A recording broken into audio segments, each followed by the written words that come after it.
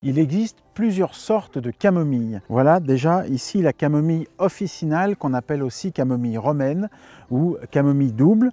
C'est une camomille qui est une plante vivace qui aime les emplacements bien ensoleillés. Elle aime plutôt les terrains chauds, secs, bien drainants. C'est une plante qui est bourrée de vertus médicinales, mais c'est aussi une plante aromatique. On peut l'utiliser dans les salades, on peut les utiliser en infusion. C'est une plante qui est vivace, donc qui va rester en place plusieurs années.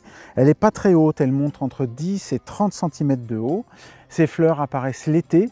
Si vous voulez les faire sécher, cueillez-les plutôt en début de floraison. C'est une plante qui va bien supporter la sécheresse, mais qui va détester les sols trop humides, surtout en hiver. Donc plantez-la vraiment dans un sol bien drainé et vous pouvez même la cultiver en pot parce qu'avec sa petite taille, ça marchera très bien en pot.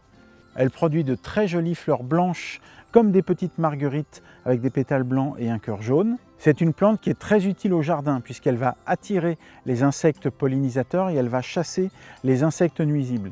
Il suffit de rabattre la touffe en fin d'hiver et de supprimer au fur et à mesure les fleurs fanées. Et très proche de cette camomille officinale ou camomille romaine, on a la camomille allemande. La voilà. La camomille allemande, elle est un petit peu plus haute, elle peut monter jusqu'à 40 cm.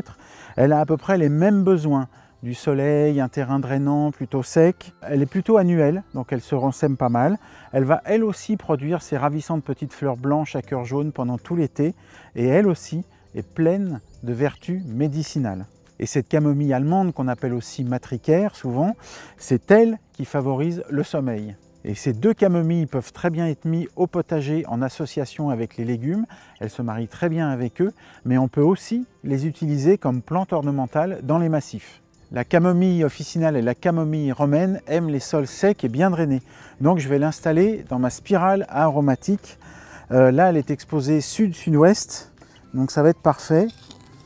C'est une terre qui est bien drainante et ma camomille devrait se développer sans problème à cet endroit-là.